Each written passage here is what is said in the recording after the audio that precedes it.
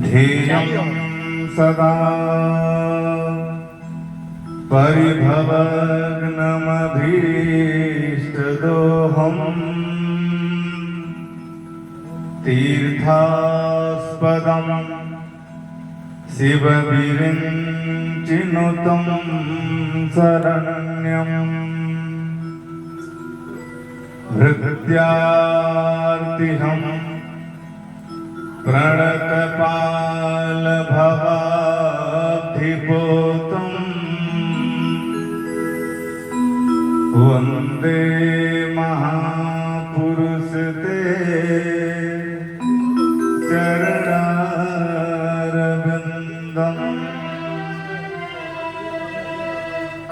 वंशी विभूषितकरावनीरदाभा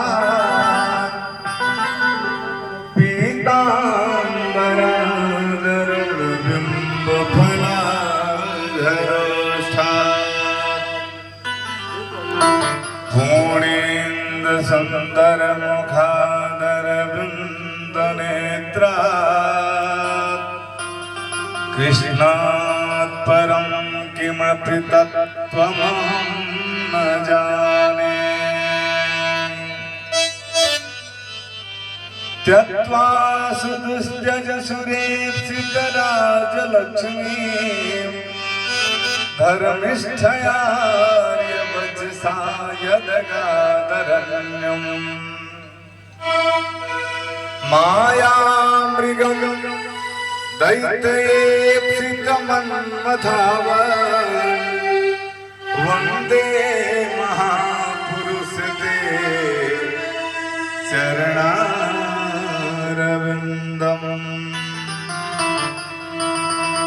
सांडिल्याभयवंशवारिधिविधुं श्रीकोसलेशार्चकम्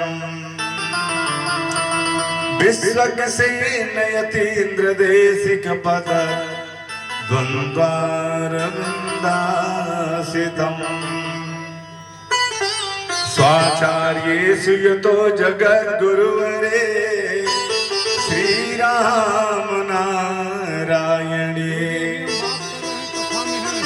नित्यं शक्तिमतं जगद्गुरुवरम् श्रीवासुदेवं भजे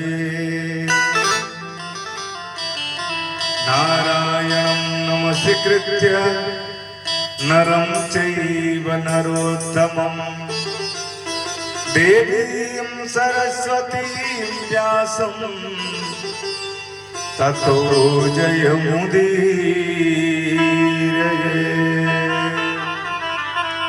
ततो जयमुदीरये।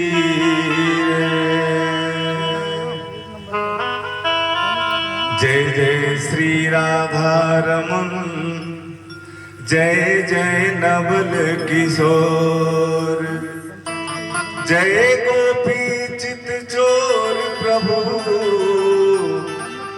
जय जय माखन चोर जाकी सेवा भाव से मुग्ध हुए श्री राम ऐसे श्री हनुमान को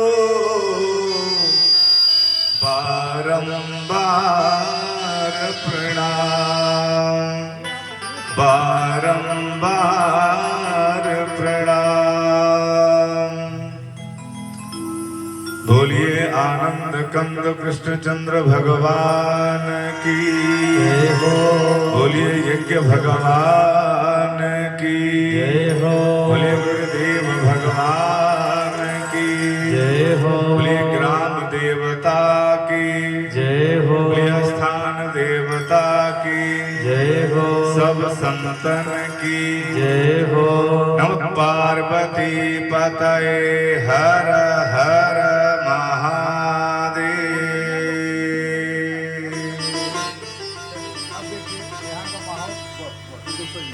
परम मंगलमय जगन्नियंता जगदाधार पीतांबरधारी भगवान श्री बालकृष्ण के वांगमयी मूर्ति भूत भागवत जी के चरणों में कोटि कोटि साष्टांग दंडवत प्रणत निवेदन करते हुए सिंह परिवार में कथा का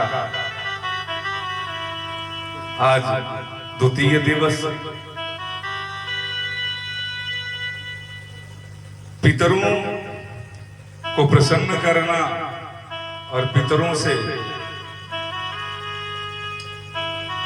मुक्ति पाने हेतु हम सब लोगों को चाहिए कि जिनके अंशावतार हम लोग हैं धरती पर, हमारे जो बुजुर्ग हैं उनके जो पितर हैं दादाजी बाबाजी, उनको प्रसन्न करने से हमारे घर में धन धान्य पुत्र पौत्रादि अविरल धारा से बढ़ती रहती है। एक बार गोविंद विमुख भी हो जाएं और पितर प्रसन्न रहें तो महाराज गोविंद को विमुख होने नहीं देंगे, क्योंकि पितर भी देवता के स्वरूप हो। तो इसलिए हम सभी लोगों को चाहिए कि गांव पड़ोसी भले ही थोड़ा संतुष्ट हो जाए, होते हैं, लेकिन पितर हमारे संतुष्ट होने चाहिए। उनके लिए जो यज्ञ भाग हमको देना चाहिए वो अवश्य में देना चाहिए, क्योंकि उन्हीं की धरा पर हम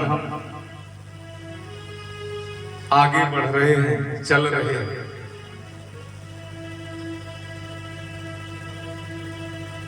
इस तरह से भगवान से नेह प्राप्त करने के लिए, स्नेह प्राप्त करने के लिए और उनकी अचल भक्ति प्राप्त करने के लिए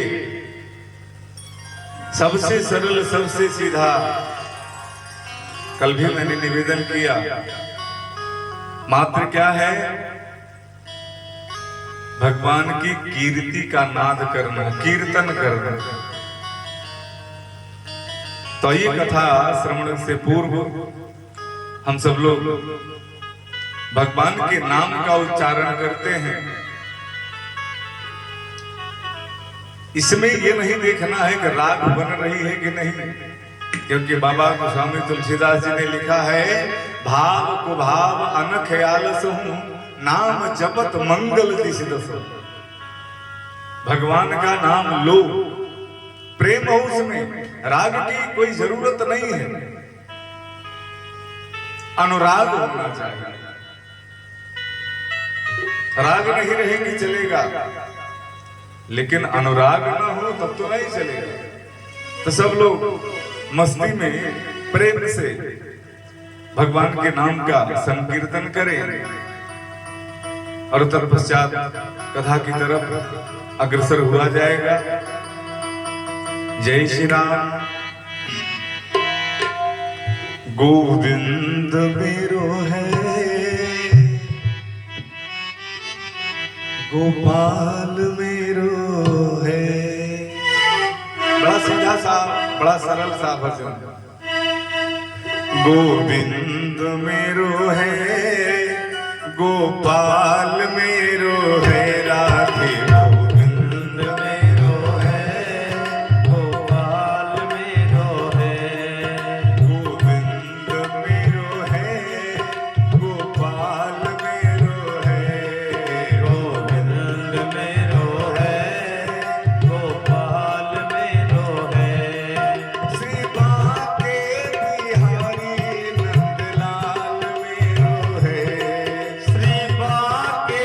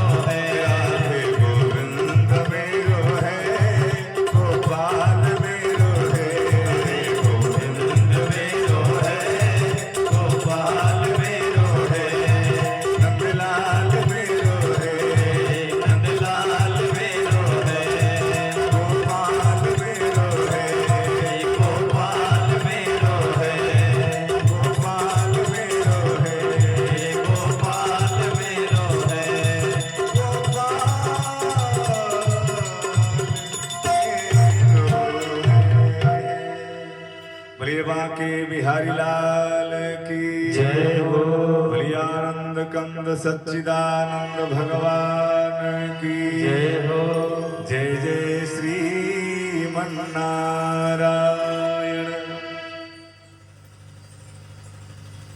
कल भी हम सब लोगों ने कथा के माध्यम से भागवत जी के महात्मा की चर्चा का श्रवण पान हम लोगों ने किया। महात्मा का तात्पर्य क्या होता है, उनकी महिमा, उनकी मधुरमा, उनकी छवि का, उनके स्वभाव से परिचित होना। कल भी निवेदन किया गया था, जाने बिनु न होई प्रतीति। जब तक भगवान के कार्य से, भगवान के गुणों से हमारा कोई लगाव नहीं होगा, हमारा मन नहीं मानेगा, तो अनुराग नहीं होगा। इसलिए उनकी मधुरिमा का ज्ञान प्राप्त करने के लिए महात्मा की बड़ी परम आवश्यकता होती है। कल कथा के माध्यम से ये हुआ, बहुत लोग ये कहते हैं कि महाराज जी बिना भोजन के हम नहीं रह पाएंगे। तो भाई भोजनम तु वरमन्ये कथा विघ्न करो यदि।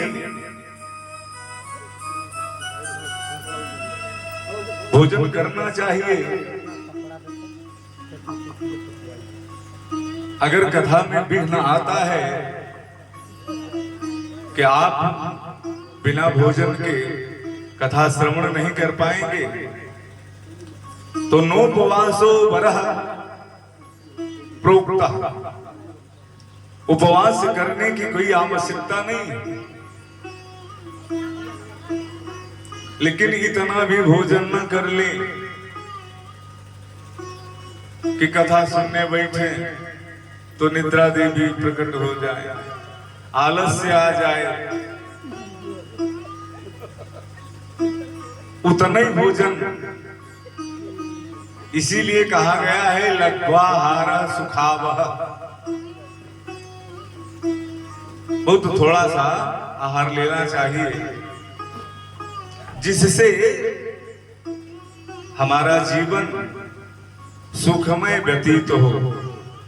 और इतना भी कम न ले ले कि भूख के मारे आते मड़ोर रही हो तब भी ध्यान नहीं लगे, तो उतना लीजिए। अगर कथा में कोई विघ्न करता है, आज हम सब लोग भागवत जी में प्रवेश करेंगे। अभी तो भागवत जी की महात्मा की चर्चा हुई। भागवत जी कितने क्लिष्ट हैं और कितने सुलभ हैं, कल बताया ही गया था। आइए भागवत जी के प्रथम श्लोक से परिचित होते हैं। भागवत जी में पहला श्लोक व्यास जी ने किसके लिए दर्शाया?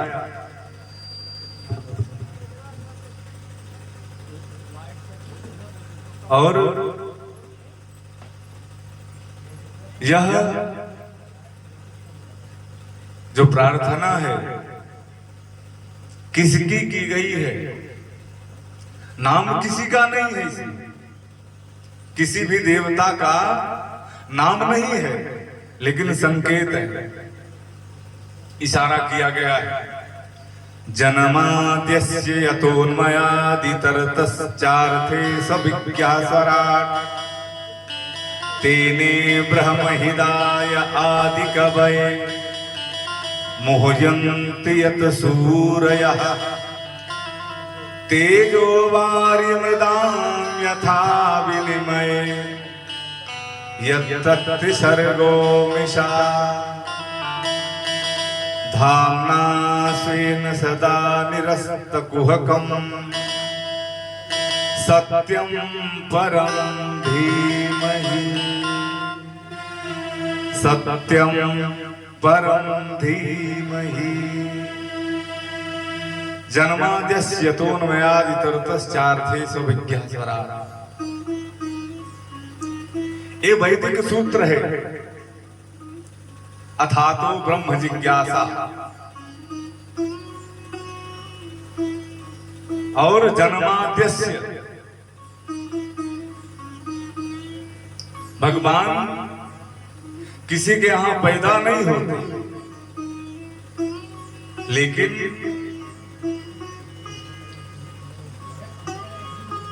जब प्रेम इतना प्रगाढ़ हो जाता है भगवान के लिए, व्यक्ति जब इतना व्याकुल हो जाता है, जैसे पपीहा स्वाति के जल के बिना जी नहीं पाता, उसी तरह से भगवान को प्राप्त करने हेतु हम सब लोग जब आह्लादित हो जाते हैं भगवान के लिए, तो भगवान को प्रकट होना पड़ता है। यशोदा नंद गृहे जन्म लब्ध, यशोदा के यहां भगवान अपना प्राकट्य दिखाते, यहां जन्मादि विकारों से रहित परमात्मा जो प्रबल प्रेम के पाले पड़ करके जन्म लेता है, प्रकट होता है, ऐसे परमात्मा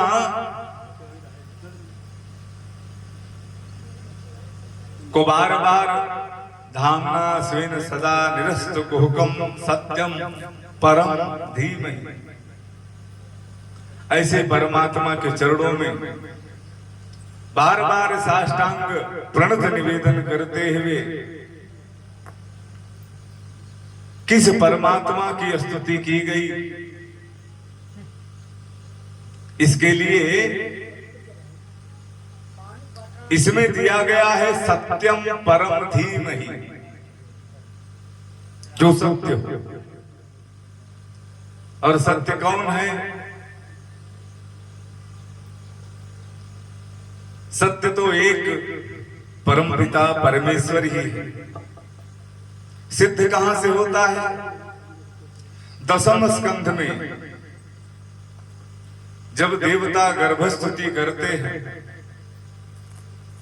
तब वहां पर सत्य प्रथम सत्य परम सत्यम सत्य से योनिम निहितम च सत्य, भगवान को सत्य की जड़ी लगा देते हैं कि पार ब्रह्म परमात्मा तुम ही एक सत्य हो। लेकिन यहां जो धीमहि शब्द लगा दिया गया है, व्याकरण की दिशा से यह शब्द गलत, पाणिनि के सूत्र के हिसाब से इस शब्द को धीमहि नहीं बल्कि ध्यान होना चाहिए। लेकिन वेद से निहित धीमहि शब्द है और भगवान तो वेद स्वरूप है, तो भगवान के लिए कोई भी शब्द कहीं भी लगाया जा सकता है जहां भगवान की सत्ता का प्रकाश होता है।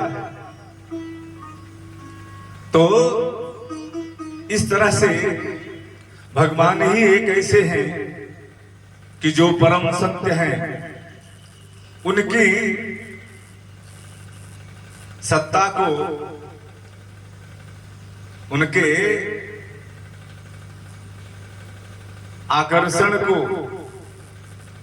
उनके प्रेम को बार बार दंडवत प्रणाम करते हुए, और एक भागवत जी का बहुत माधुर्य श्लोक है, बड़ा ही सुप्रसिद्ध श्लोक, सारे वक्ता लोग उनका वर्णन करते हैं, और उन्हीं से ये पता चलता है कि वास्तव में भागवत जी क्या है। हम सब लोगों ने कल महात्मा में भी थोड़ी सी चर्चा सुनी थी, और आज निगम कल्पतरोर्गलितम फलम सुखमुखादमृत द्रव संयुतम पिबत भागवतम रसमालयम मुहुर्हु रसिका भुवि भावुका। व्यास जी ने दर्शाया निगम कल्प तरो, ये वेद का जो वृक्ष है, वेद रूपी वृक्ष, निगम माने वेद, उसके तरोर, उसके पेड़ का जो फल है, गलितम फलम, पका हुआ फल, कच्चा नहीं, पका हुआ फल है, उसमें अमृतत्व द्रव भरा हुआ है। ऐसा वैसा कोई फल नहीं जिसमें अमृत भरा हो,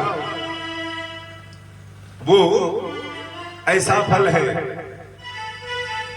तो क्या करना चाहिए ऐसे फल को? पीना चाहिए। तो लोग कहेंगे महाराज ये बताइए फल पिया जाता है क्या? हाँ भैया, क्यों? क्योंकि इस फल में ना तो गुठली है ना तो छिलका है। ये वेद रूपी जो